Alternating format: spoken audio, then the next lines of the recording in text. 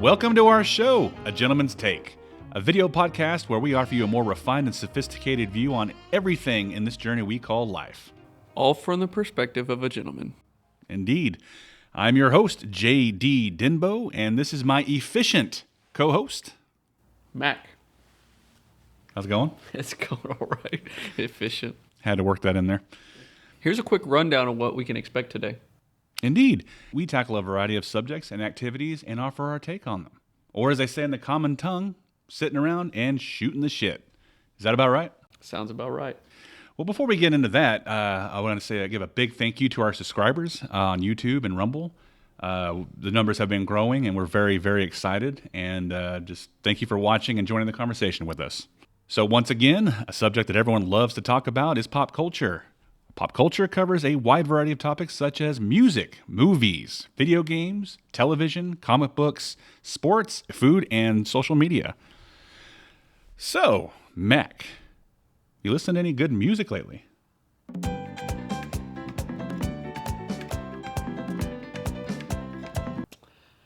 I have not, to be quite honest with you. I've kind of been off the radar for a little bit. Have you listened to anything good? Yeah, I have. I listen to music every day, but my music's a little different, you know. So the reason why I would say your strength is in music over me is because of your knowledge in like a lot of the mainstream stuff. Me personally, when I was a child, starting out and watching television as such, I would hear classical music. I loved classical music first, and then as we watched a lot of movies, as movies is my strength, I started really appreciating film scores. I love it's like classical music, but it's telling a different story with the movie, and I fell in love with that first. I became a big I'm to this day still a huge film score fan. What's your favorite film score? It's got to be Indiana Jones. That whole series. John Williams, who is the legendary film composer, it's just beautiful because you had your classical music, and then now you have a film score, which they can tell a story and just thematically weave in these beautiful themes, and it just sets the tone and the emotion. Like when I listen to it, it's not about like listening to, oh, this is what happens in the movie. It actually takes on a whole different tone in my mind. I'm listening to it, and it's just I forget the movie. It's just how it makes me feel, and it tells a different story. You almost build your own story, you know. I think it would be tough for me to choose between Lord of the Rings and Jurassic Park. Yeah, Jurassic Park would, if I had to pick, Jurassic Park would probably be my number one. But Lord of the Rings is, it's a good score. Interesting thing about that is like Jurassic Park, also John Williams. The man wrote like every iconic theme in Hollywood. Lord of the Rings, now I'm going to get flack from score fans, but that was Howard Shore. Howard Shore, I'm not going to lie, every score I'd ever heard from him leading up to Lord of the Rings was a yawn fest. It was more like Howard Bohr. But no. When he did Lord of the Rings, and my mind was blown. I couldn't believe what I was hearing. I'm like, oh my gosh, he wrote a beautiful theme for every setting, location, character, scenario, and it's just like, wow. So that was his opus. That war march is pretty nice. With the Uruk-hai, the dun, dun, dun, dun, dun, dun. Yeah, that was pretty cool. And on top of that beautiful ring theme that plays. Yeah, so that's why I like film scores. Like I said, you got John Williams, you got Howard Shore, Hans Zimmer, James Horner, all those guys. Those guys are my musical heroes. But it wasn't until like, as I started getting a little older as a kid, I had my father and my brother introduce me to the mainstream music, and I didn't devote as much energy and time into like the background knowledge of everything. So I'm going to tell you everything there is to know about, say, James Horner's passion for being a pilot, but I don't even know the name of the lead singer for most groups. So that's where your strength will lie when we talk about music in our pop culture talks. So. But at the same time, I do have a very big appreciation for music. I'm just probably going to lose at trivia, as we have established in the past when it comes to music. Well, believe it or not, I actually do come from a classical music background. I believe it, actually. Like I do. That's where I got, like, as they would say, cut my teeth. I cut my teeth in classical music, jazz music. That's where, jazz. Like, for instance, guitar, bass, drums. Those are all things that I learned well after I had learned other instruments. Like brass was my first Yeah. love. I just started playing brass instruments, and then from there, I went to percussion, then strings. Wow. Yeah. And strings were my favorite at first, Like but woodwind instruments. Like if I have to play a woodwind instrument, it's like my nemesis. I don't like playing anything with a reed. That's basically when people are like, what instrument do you play? Like anything as long as it doesn't have a reed. Like it sounds kind of cocky to be like, oh, I play guitar, I play bass. If I sat there and just listed every instrument that I've ever touched and played, it would be kind of obnoxious. well, no. Honestly, I thank you for that because I'm pretty sure some people are going to hear that. Oh, he plays an instrument. Oh, he plays a few instruments. Thank you. You probably just got us a few subscribers. People love people that play instruments, especially the ladies. What's your take on that, ladies? I didn't say play them well. I just said play them. Ladies, what's your take on that? Do you enjoy a man that can play an instrument? Let us know down below in the comments. You're getting me flack from my wife. I know. Yeah. Mrs. Mac. Let us know what you think, Mrs. Mac. Anyway, so yeah. That's I'm glad you said all that because, like I said, your strength is music, and so you mentioned jazz earlier, which jazz is, I don't know how to describe. It's like the lifeblood of music for me. Like I love jazz. Jazz is something I didn't learn to appreciate until I was older, like teen years older, and I was like, wow, what a cool music culture to discover. I was like, wow. And now, anytime someone talks about jazz or promotes jazz or says that's their favorite music to play, I'm just like, hey, you're doing the Lord's work, brother. Jazz is the music. So, Jazz is good. What's your favorite jazz song? Or that would be tough.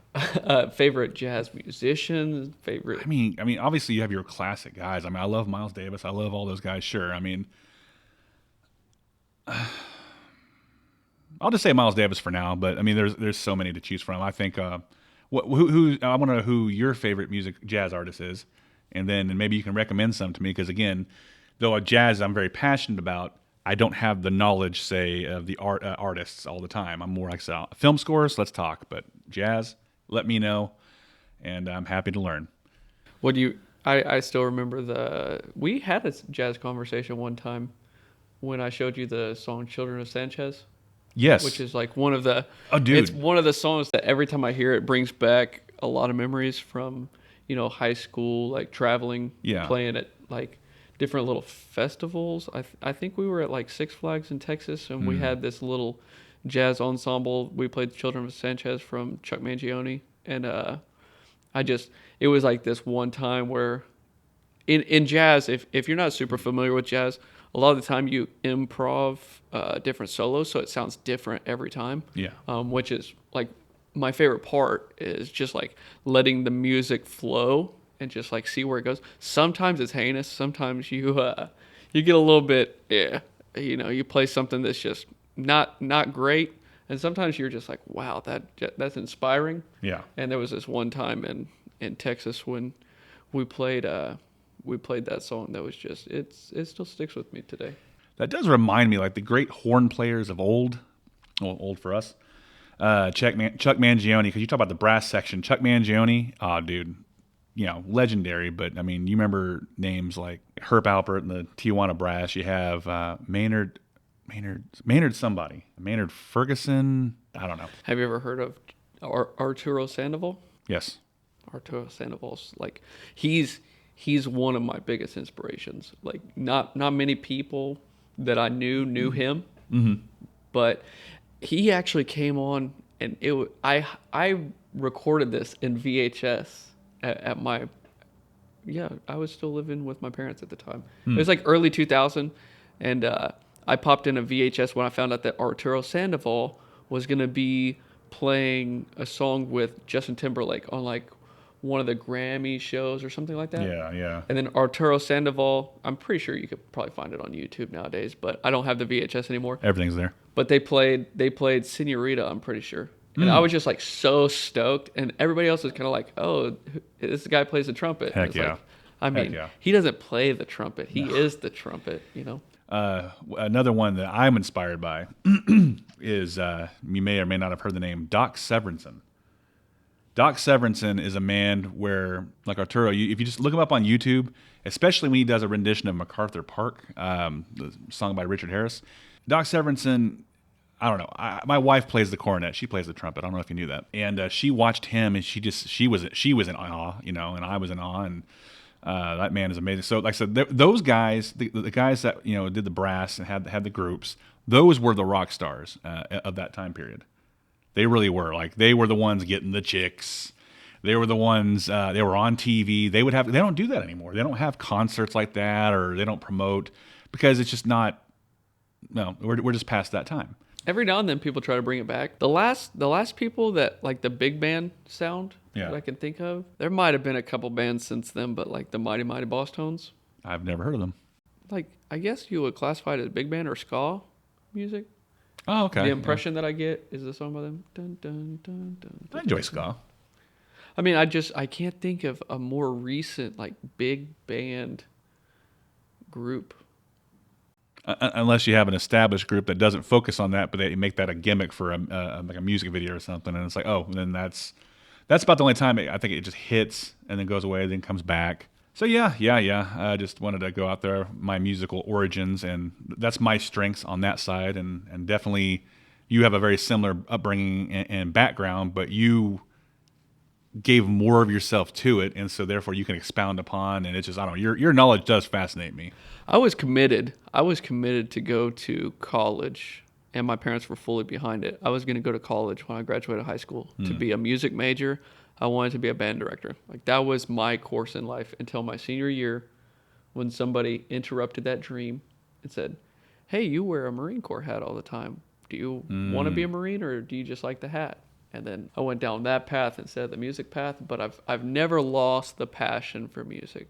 Music, no matter how lost you are, or how unengaged in the world you are, music is always like that common link that brings you back. Yeah, and it's the language that communicates to other cultures around the world. It's its own language. Music is awesome. For sure. And it's pretty crazy. But so anyway, speaking of crazy,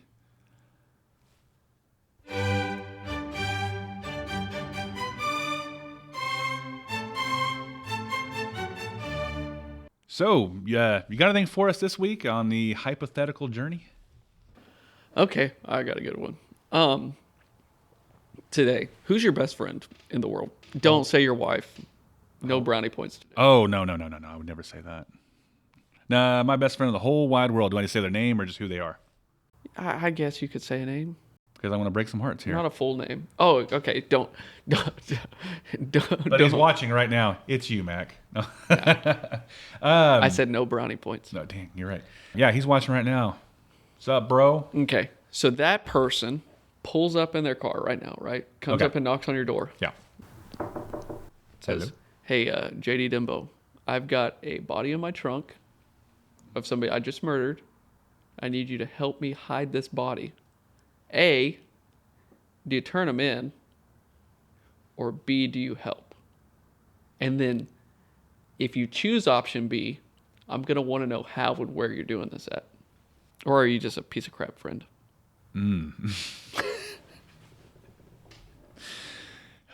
You had to come to the man that values integrity and ask that question. So, Of course. because integrity is I mean, very you important. didn't murder him. They did.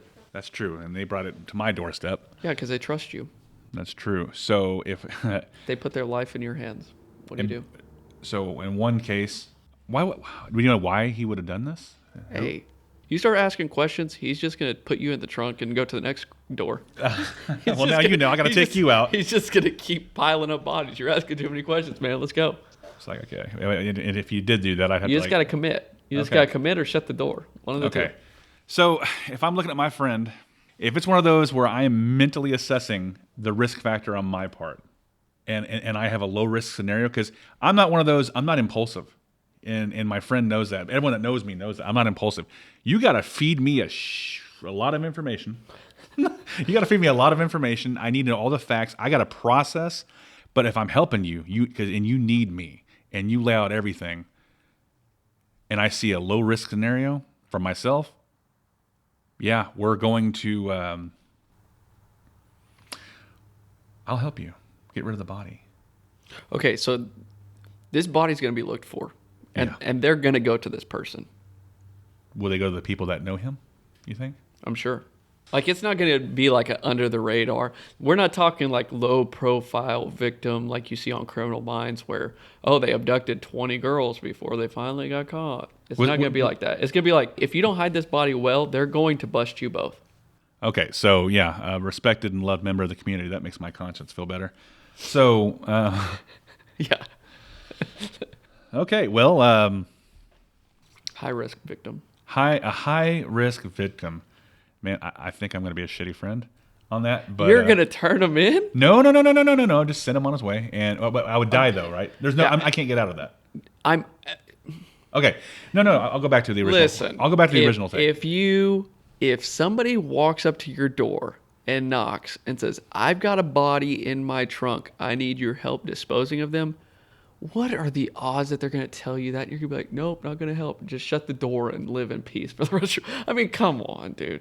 Like, you know you're going. Okay, so knowing my friend, he knows me. I don't know if he would come to me for that reason. He did, but though. he did because, fine. I'll help him, and essentially, we're going to find a place. We're going to find a place. It's going depending on what time of day he comes, we'll wait till the cover of night. We're going to find a place, and we're going to burn that body. So you're going to burn the body. Where? We're going to find a place that has a crematorium.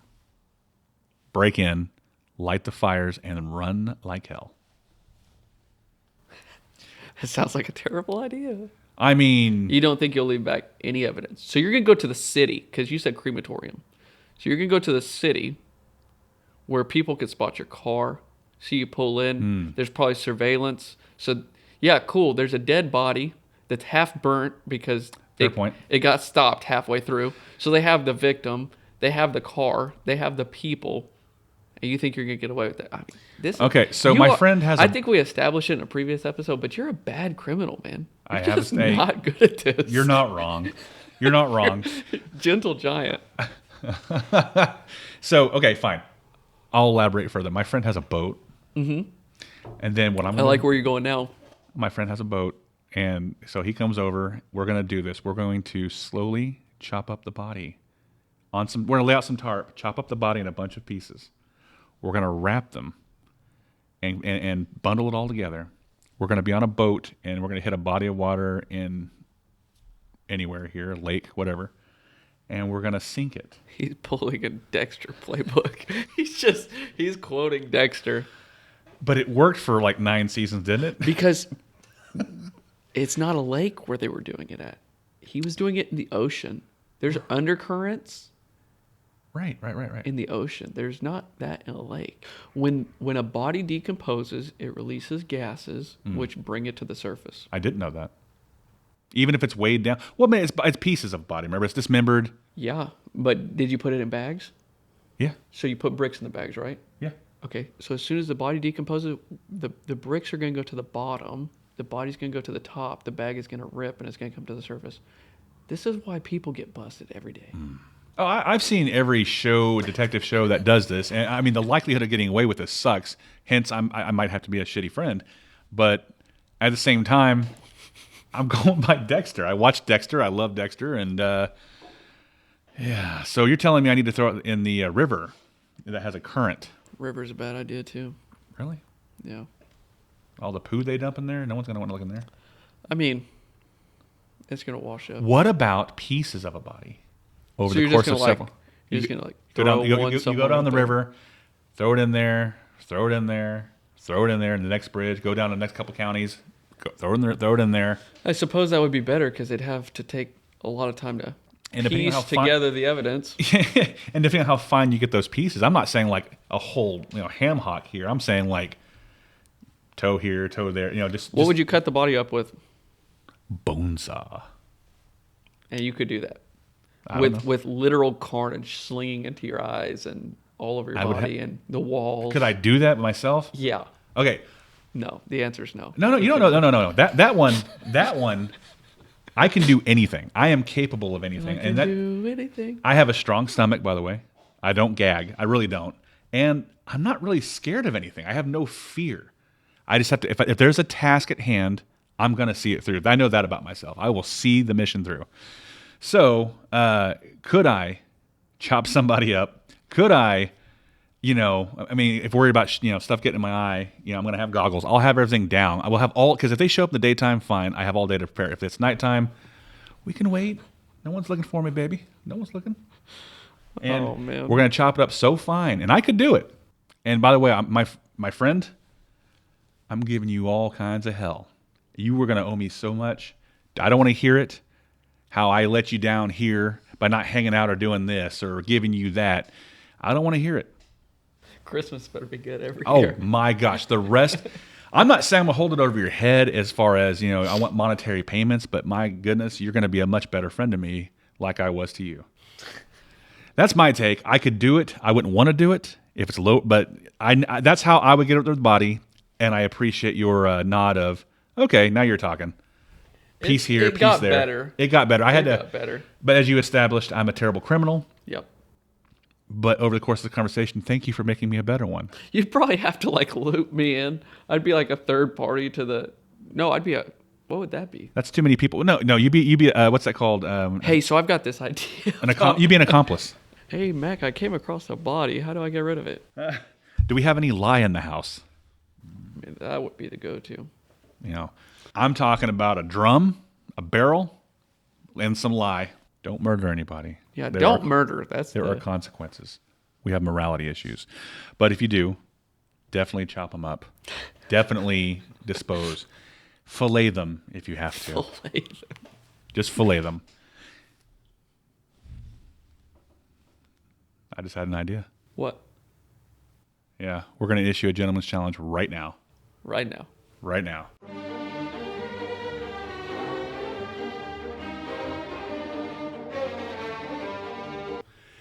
Have you ever heard of the game Five Finger Fillet? I believe that I have. Yeah, it was really, you play it now, but it was really prominent in the Old West, especially if you played the Red Dead games. Yeah, it's basically where you lay your hand down on the table and you have a knife and you chop through each finger. Irish drinking game. What sucks is I've been partaking. However, in this case, we're not going to be using a knife. We are going to be using something much safer. Sweet. Yeah, we're gonna live. We're not Okay. gonna bleed out. So My this fingers is are important to me. that's right. We established it previously. Your fingers are, even if you had like the three Yeah. goofy ones. Before we decide who goes first, I'll explain the rules. Five finger fillet is where you simply, as I said before, and you have to go all the way down to the pinky and then come all the way back to the thumb, and that's one. That's one successful rep. You have to get as many reps as you can before the 30-second time limit. If you hit your finger, do you have to start from scratch on that rep? You start over on your reps. What? That's the rule of five finger fillet. You if you nick yourself, then you go back to zero. You have to go back to zero, and that's yeah.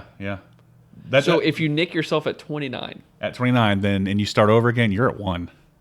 It was a all or nothing challenge. okay. If you win the Rochambeau, I'm pretty sure you're going to want me to go first, so you know what you have to outdo. Yeah, I do. That's for sure. Saw that coming. That's for sure. Okay, here we go. Rochambeau to decide.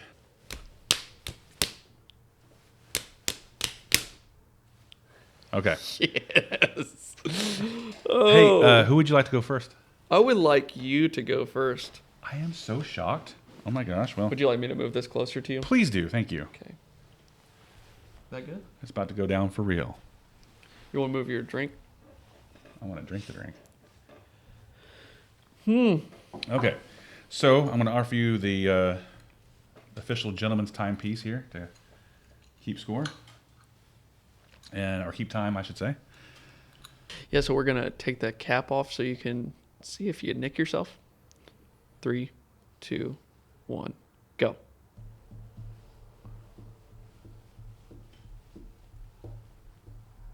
One. Oh.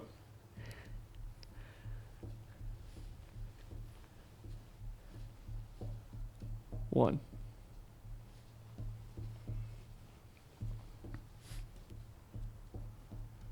2. 5 seconds. We'll give you 3. Done. We're done? Yep. Ooh. He got the meat of his hand.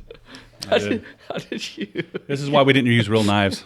He stabbed himself directly in the middle of the back of his hand. Call that a duh moment. He's just like losing a finger, I see, but losing the middle of your hand. And I was taking it a little slower too. I wasn't like, So I just gotta get 4. I need to average 1 every 7 seconds. So I need to get 1 digit every second. All right, mathematician. Mathematician. Hold on, let me. Wait. I didn't get to practice. What the heck? You did in the explanation. Oh. Here we go. Go.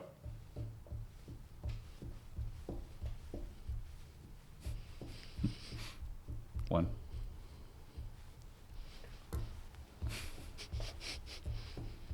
2.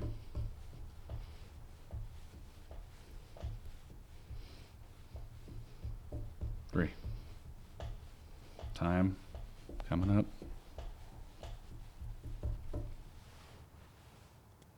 You got 4 and time. All right. This isn't punishment enough right here. Yes. Damn it. Damn it. Damn it. Let's do this.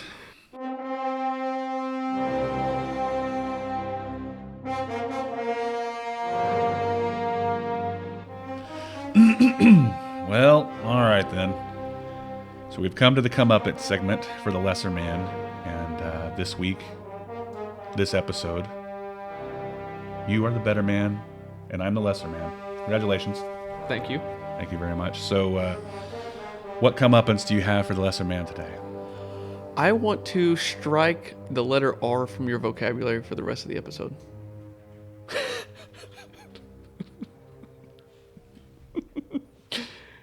How do you feel about that? Like, remove the letter R? Yeah. Or Yeah, pretty much that? Yeah. Yeah. No more R's for you for the rest of the episode. I think that sounds fair. Well, if we talk about chips, I can't say waffles and roll my R's. How do you feel about Roger Rabbit? Remember when I shook your hand earlier? Yeah. I take that back. You're a terrible man. Terrible. You're a terrible man. You're a terrible man. There you go. No R's for you. Okay, and let's go ahead and hear your hot take.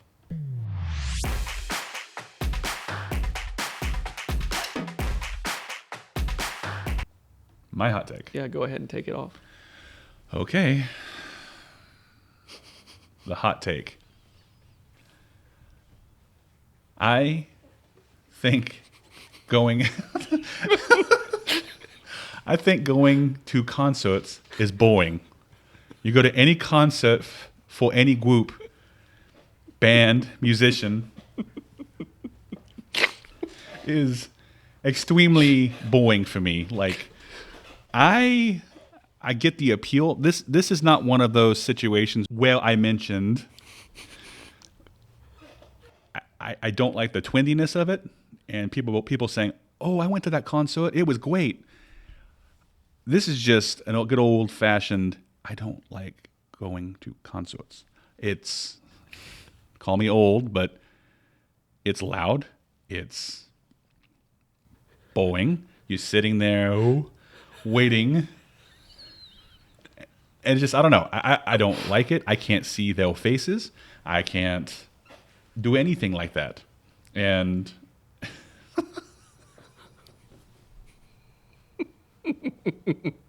I pay all this extra money for cheap seats.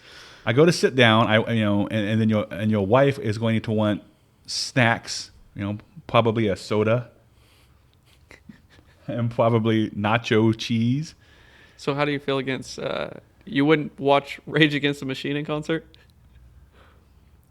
Oh, no, I would not watch Wage Against the Machine. What about the Recanters? Not a Cantos fan. I there was a lot I love, and I would think I would want to go see, and then if I go see them, I don't enjoy myself. I do not enjoy. That's fair. It's just boring to me.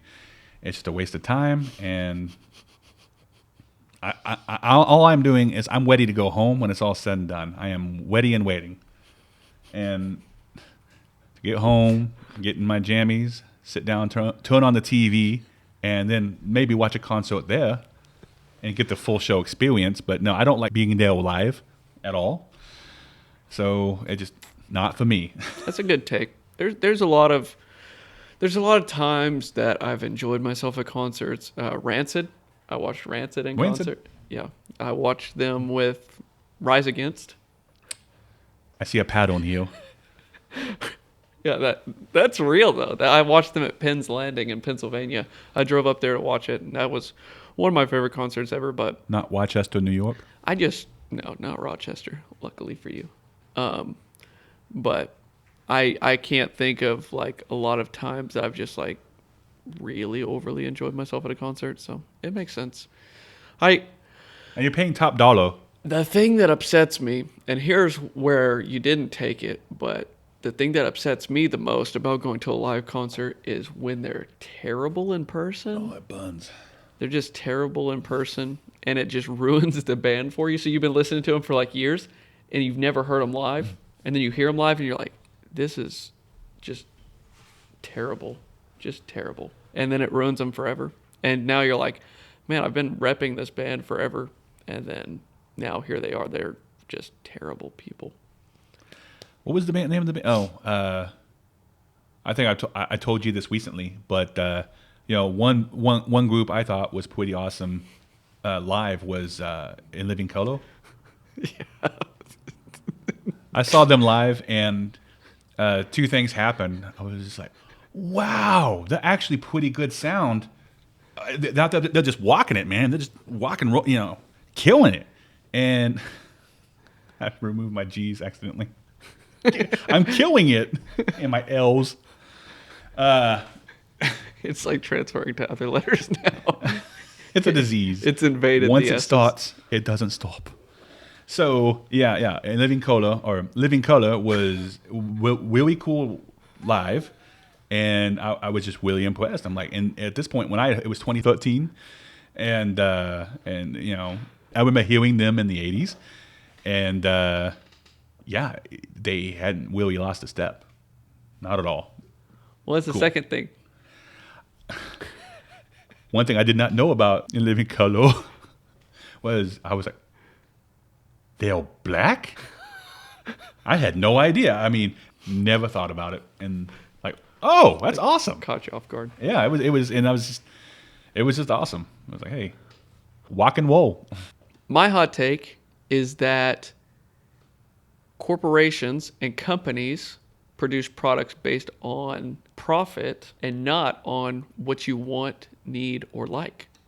And that would surprise most people because there's all these items that are marketed to you that you need and want and like, but yet they're not made for that purpose. They're made just sheerly for profit. And one example that I could think of off the top of my head is, I believe we were talking about this just the other day, the light bulb.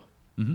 So how many times have you been to the store to buy new light bulbs? They're coming out with new light bulbs. There's LED this, LED that.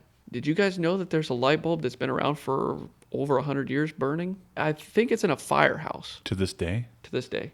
Was it a lighthouse or a firehouse? Firehouse. I'm pretty sure it's in a firehouse. We'll put a picture of where it's at in the video. But basically it's like this light bulb that's been burning in this firehouse forever, like over 100 years. And we had that technology in early 1910. I think it's like 1906 or 1908 is when it got lit. And this technology has been around, yet we've not improved on that in over 100 years. Like our light bulbs, we put filaments in. Like what benefit would it be to a company to make a light bulb that lasts forever, right?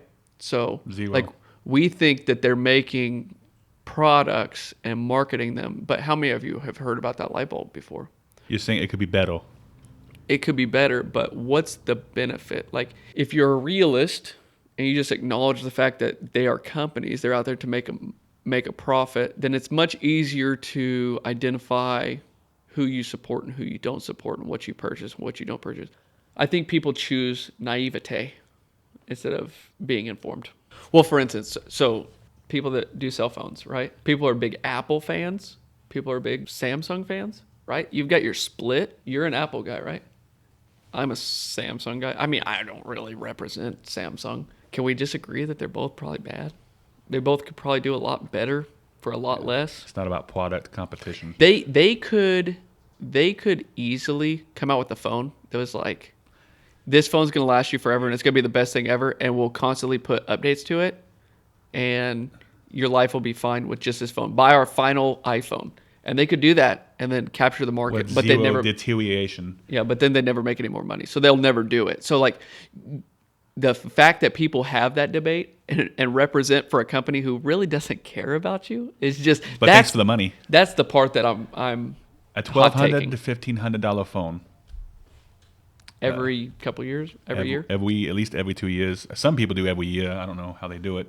And the funny part about it is, like, after hearing that, most people probably think I'm anti-big business, anti-corporations, but, like, I'm really not. Capitalism serves a purpose. I would be lying if I said that I don't believe the majority of people are sheep. Like, most people just follow the herd. Like, that's just how it is. That's how I see people. Like, most people just follow along, and that upsets me. And so while I support the fact that the business is in position to make money, it doesn't mean that I can't bring it to light to the people that don't understand that. Like, I hear people debate the Apple Android thing. And I'm like, the company doesn't care about you. Why are you representing for them? Like, they don't care. And that's as long as you know that. That stemmed from culture too, because back in the day, those same people were doing, Nintendo versus Sega, and they would judge you who you were based on that, and then it just grew up to Apple, Android.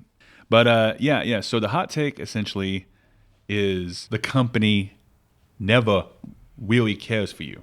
Correct. They want the money. Correct. Look at the patents of Nikola Tesla and all of the things he had created that was set to benefit society, for things to last forever. And free electricity, free energy. Essentially, he was shut down by people that felt threatened and didn't want their profit being cut into. And so Tesla's products did not come along. And I'm talking the inventor Tesla, not the product Tesla. So yeah, that's a very, very real take. Thank you for going in this direction again, and we appreciate everyone tuning in to our final episode. Because I'm sure in no way will we be shut down. We may never get sponsors. Oh yeah, that's true. I love big business. Woo! I mean, I'm pretty sure Apple will not be a sponsor. Well, now that I got us canceled, let's go ahead and wrap it up, I guess. And say whatever you want now. Dun, dun, dun. Yeah. Rest in peace, a gentleman's take. So, I would say that about wraps it up. So I agree. We covered a lot today. Buried ourselves enough. And we established who the better man was and who the lesser man was. And that was a lot of fun. And we'll come back and do it again. Sounds like mental gymnastics. It sure is. But we still discussed everything in a manner most refined. So, until we meet again, be sure to sit back, sip some bourbon, smoke a stogie, and appreciate the finer things in life.